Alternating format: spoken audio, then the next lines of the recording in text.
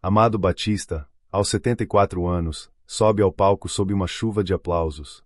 O estádio inteiro vibra ao som da canção que marcou gerações, mas há algo diferente em seus olhos naquela noite. Eles brilham com emoção contida, como se cada palavra da música fosse uma carta não enviada, um pedido de desculpas cantado tarde demais. O público canta em coro, mas Amado parece estar em outro lugar, viajando no tempo por entre os acordes que compôs décadas atrás. Essa não é apenas mais uma apresentação. É o começo do fim. Ou talvez, o começo de algo que levou uma vida inteira para acontecer. Porque por trás de todo esse sucesso, da fama, dos discos de ouro e das multidões apaixonadas, existe uma história que quase ninguém conhece. Uma promessa quebrada, um amor que ficou suspenso no tempo, e uma canção que esconde um segredo profundo. Mas antes de continuarmos, se você também se emocionou só de imaginar essa cena, já se inscreve no canal e comenta aqui de onde você está nos assistindo. Seu apoio é muito importante para que histórias como essa continuem sendo contadas. Agora, respira fundo. O que você está prestes a ouvir não está nos jornais, não está nos programas de TV, nem nos livros de biografia. Está escondido nas entrelinhas de uma melodia. Na pausa entre dois versos.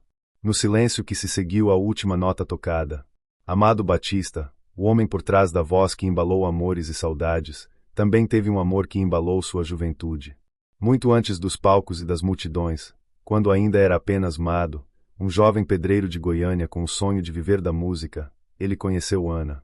Ela não era fã, não era empresária. Era uma estudante de psicologia com um sorriso tímido e uma presença que mudava o ritmo do coração dele. Naquela época, tudo era simples.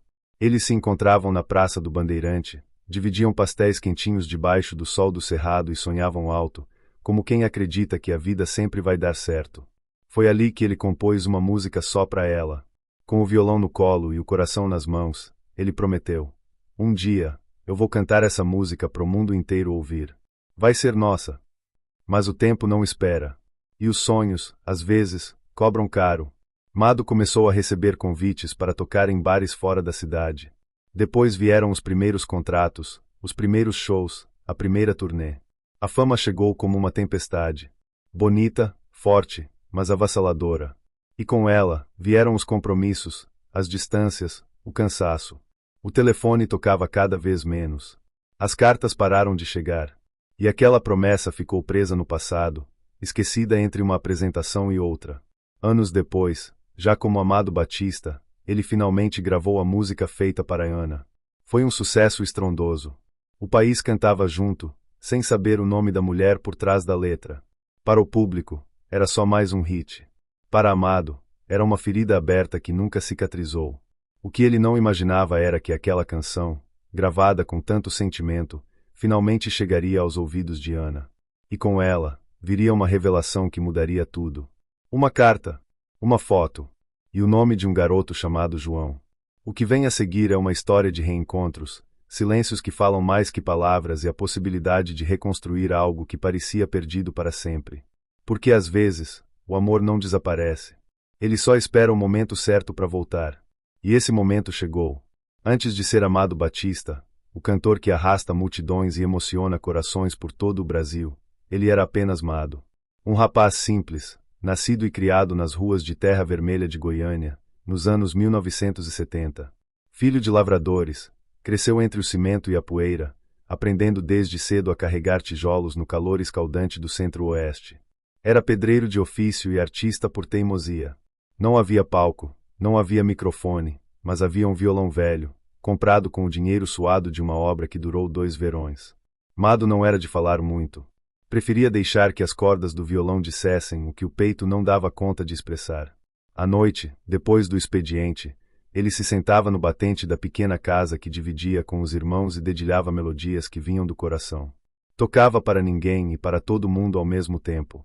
Às vezes, a vizinha escutava da janela. Outras vezes, um cachorro se aproximava e deitava ao lado. O céu estrelado era seu único público fiel. Goiânia naquela época era outra. A cidade ainda não tinha os arranha-céus que hoje desenham o horizonte, mas já pulsava com um espírito jovem, carregado de sonhos e contradições. A Praça do Bandeirante era o centro de tudo. Ponto de encontro de artistas, estudantes, vendedores ambulantes e casais apaixonados. Ali, Mado gostava de passar os domingos, observando as pessoas, comendo pastel com caldo de cana e, vez ou outra, arriscando uma canção para ganhar uns trocados. Ele sabia que não podia viver de música, não naquele momento. A responsabilidade falava mais alto. Era o irmão mais velho, e precisava ajudar em casa. Mas ainda assim, carregava consigo um sonho imprudente, cantar para o mundo. Não pela fama, mas pela necessidade de ser ouvido, de contar suas histórias, de transformar a dor em arte. E por mais que o mundo parecesse grande demais para quem vinha da periferia de Goiânia, Mado nunca desistiu de compor. As primeiras músicas nasceram no silêncio das noites. Versos sobre saudade, sobre despedidas, sobre amores que ainda nem tinham acontecido. Ele escrevia como se já tivesse vivido tudo. Como se a alma carregasse uma memória ancestral, feita de partidas e reencontros. Cada letra era um retrato da vida que levava, difícil, mas cheia de esperança. Certa vez, foi convidado para tocar em um bar modesto no setor central. Levou o violão, a coragem, e as poucas canções que sabia de cor. Tocou tímido, olhando para baixo, mas com uma entrega que fazia qualquer um esquecer o ruído dos copos e das conversas.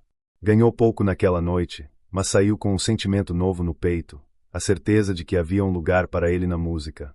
Um lugar que ainda não existia, mas que ele estava disposto a construir nota por nota. A vida de Mado era marcada por esse contraste, os pés firmes na realidade dura do trabalho, mas os olhos sempre voltados para o horizonte, onde moravam seus sonhos. Não havia empresário, gravadora, nem promessas. Só havia ele, seu violão, e a Praça do Bandeirante como testemunha silenciosa do artista que nascia aos poucos. Foi nesse cenário, entre a argamassa e as melodias, entre a luta diária e a poesia escondida no cotidiano, que o futuro Amado Batista começou a tomar forma. Não como um fenômeno instantâneo, mas como um homem comum, que ousou sonhar alto demais para quem nasceu com tão pouco. A história que viria a seguir, com suas curvas, suas perdas e reencontros, começava ali, nos alicerces simples de uma juventude que não se deixou apagar pelo tempo. Foi na mesma Praça do Bandeirante, num dia abafado de setembro, que Mado conheceu Ana. Ele estava sentado no banco de sempre, violão no colo, dedilhando uma melodia ainda sem letra, quando ela passou. Usava uma blusa amarela desbotada, carregava livros de psicologia debaixo do braço e parecia apressada, mas desacelerou ao ouvir os acordes. Não era a primeira vez que ela passava por ali, mas naquele dia, pela primeira vez, ela parou. "Essa música é sua?" perguntou, sorrindo de leve. Mado levantou os olhos, surpreso, e respondeu com um aceno tímido. Depois disso, passaram a se encontrar com frequência, às vezes por acaso, às vezes por escolha. Ana tinha 25 anos, cursava psicologia na Universidade Federal, e tinha uma calma no olhar que contrastava com a agitação da cidade. Ela se interessava pelo que Mado tinha a dizer, mesmo quando ele não dizia nada. Gostava de ouvir suas músicas, suas histórias, seus silêncios. Logo os encontros viraram hábito. Todo sábado à tarde, eles dividiam um pastel com guaraná natural, sentados no mesmo banco da praça, rindo de coisas pequenas, sonhando com coisas grandes. Ana dizia que ele deveria gravar um disco. Mado respondia que antes precisava comprar cordas novas para o violão. Ela falava de Freud, ele falava de Zezé de Camargo. E de alguma forma, tudo fazia sentido. Foi durante uma dessas tardes que ele mostrou a ela a canção que vinha compondo aos poucos, quase em segredo. Ela ouviu em silêncio, os olhos fixos nos dele, e quando terminou, apenas sussurrou: "É linda." Ele nunca disse com todas as palavras, mas aquela música era para ela. Cada verso, cada pausa, cada acorde carregava a marca do que ele ainda não sabia como nomear: amor. E ali, naquela simplicidade desarmada, nasceu uma promessa. Mado olhou nos olhos de Ana e disse: "Um dia, eu vou gravar essa música. Vai tocar no rádio. Vai ser nossa." Ana não cobrou prazos. Não exigiu garantias. Apenas sorriu. Era jovem, mas sabia que certas coisas precisam de tempo. E ela acreditava nele, talvez mais do que ele próprio acreditava em si. Mas a vida, como sempre, tem seus próprios ritmos. Mado começou a tocar em bares cada vez mais distantes. Um amigo de infância o indicou para um produtor de Brasília. Vieram convites para apresentações pequenas em festas do interior. Depois, convites um pouco maiores. A música começava a ganhar espaço, mas o tempo, esse, ficava cada vez mais curto. Ana compreendia. Ela sabia que o sonho dele não cabia apenas naquela praça. Mas com o passar dos meses, os encontros foram se tornando esparsos. As mensagens demoravam a ser respondidas. As visitas se tornaram promessas adiadas. O pastel do sábado deu lugar a noites solitárias para os dois, em cidades diferentes. Mado se prometia que, assim que as coisas se acalmassem, voltaria a Goiânia para vê-la. Que ligaria.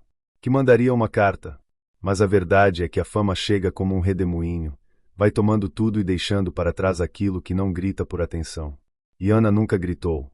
A última vez que se viram, ela o esperou na praça por mais de 1 hora. Ele nunca apareceu. Estava em um show em catalão, cansado, atrasado, e já envolvido demais com os compromissos da nova vida. Não teve um adeus oficial. Só um silêncio que se prolongou por anos.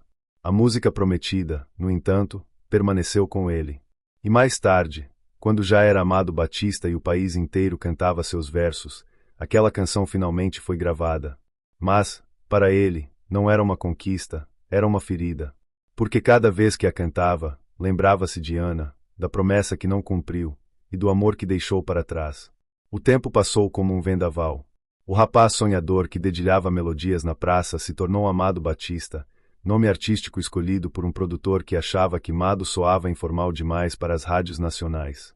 Em poucos anos, ele saiu dos bares para os palcos, das gravações caseiras para os estúdios das maiores gravadoras do país. A fama chegou rápida, como ele nunca imaginou. Mas com ela vieram também o cansaço, a correria e uma solidão diferente, a que se sente mesmo cercado de gente. A rotina mudou completamente. As manhãs já não começavam em Goiânia, mas em hotéis desconhecidos, com malas sempre prontas e agendas lotadas. As noites deixaram de ser passadas sob o céu da cidade natal e agora eram tomadas por aplausos, luzes e entrevistas.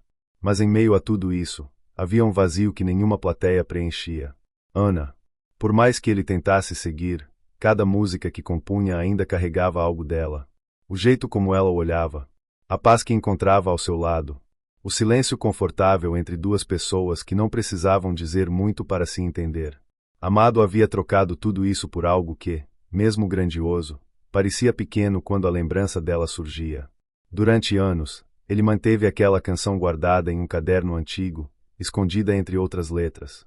Era a única que ele não mostrava para ninguém. A única que, toda vez que tocava, o fazia voltar no tempo. Mas um dia, pressionado pela gravadora a incluir uma faixa mais pessoal no novo álbum, ele cedeu. Pegou o violão, ajustou os versos, entrou no estúdio e gravou. A música foi lançada sem alarde, como uma faixa bônus. Mas algo nela tocou o coração do público. Era simples, melódica, cheia de sentimento cru.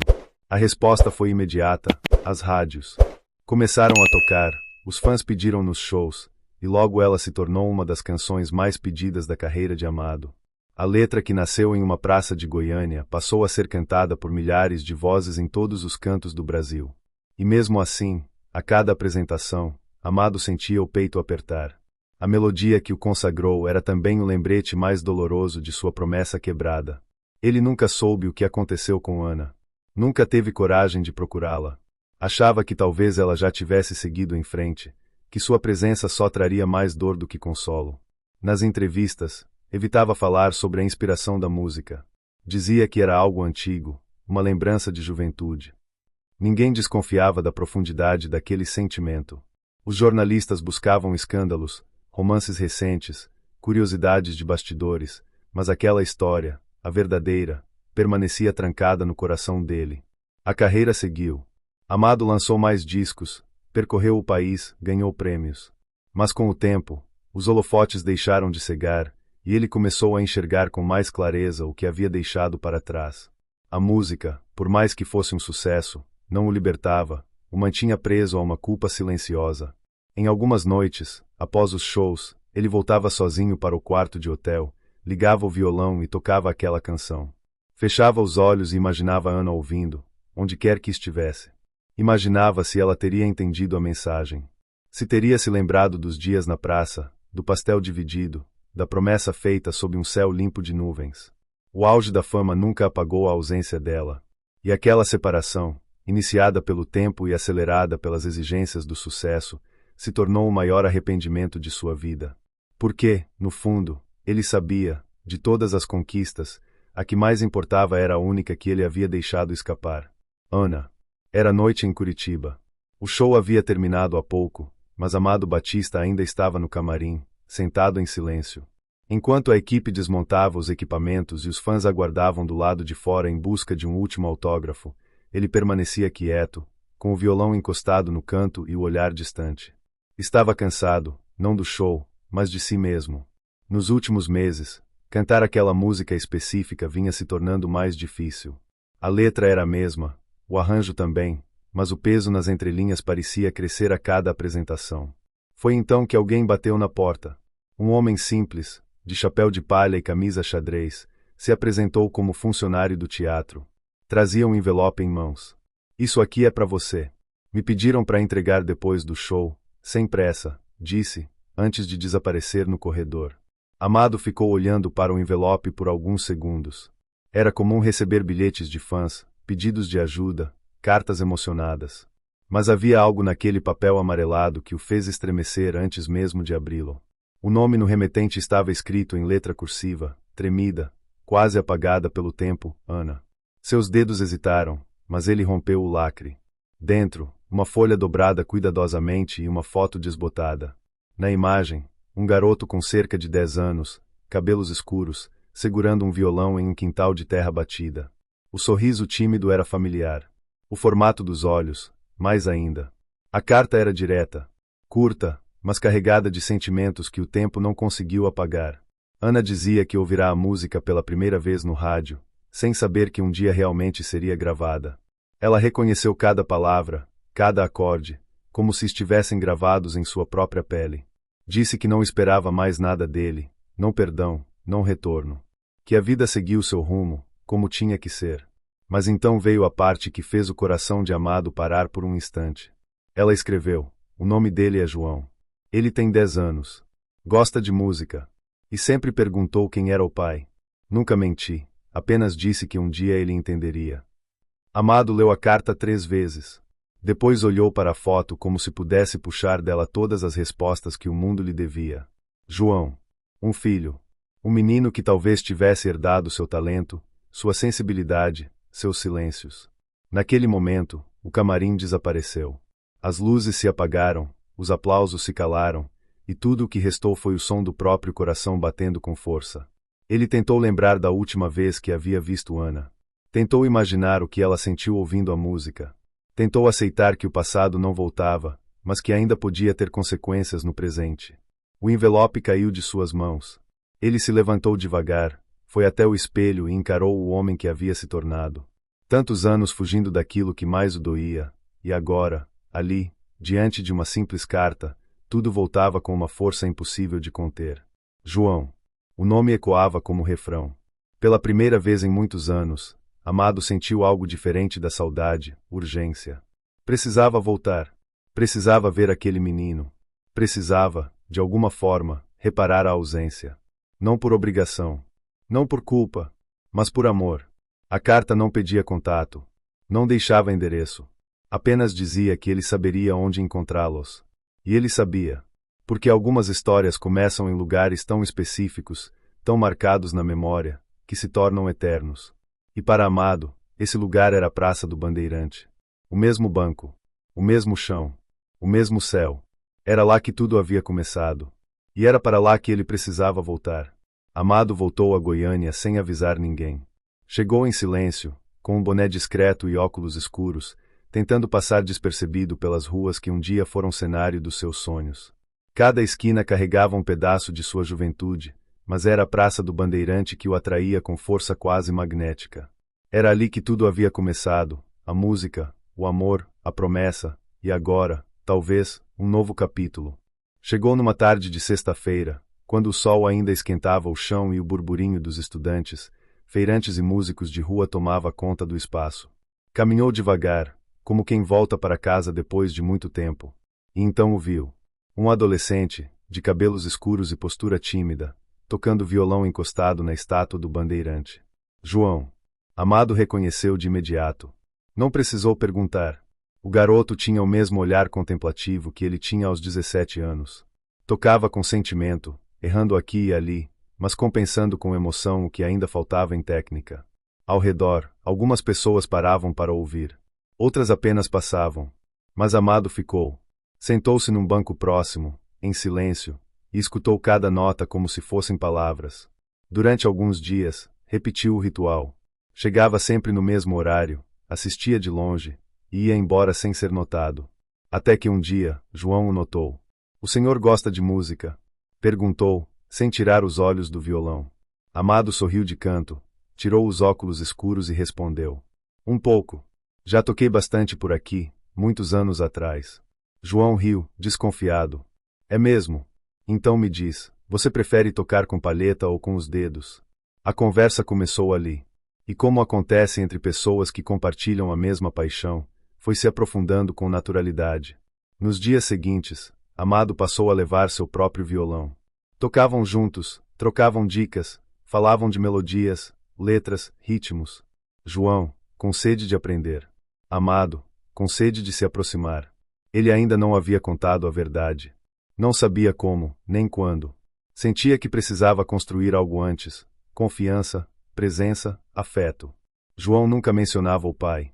Falava da avó com carinho, dizia que fora ela quem o criará, que sempre o incentivou a tocar, mas nunca explicava de onde vinha sua paixão pela música. Era como se aquilo estivesse em seu sangue, e de fato estava. Aos poucos, a relação foi crescendo. João começou a esperar por ele na praça. Levava cadernos com letras que estava escrevendo, mostrava vídeos de músicas que queria aprender. Amado, por sua vez, se sentia revivendo sua própria juventude, mas dessa vez, com a chance de fazer diferente. De não fugir. De não sumir.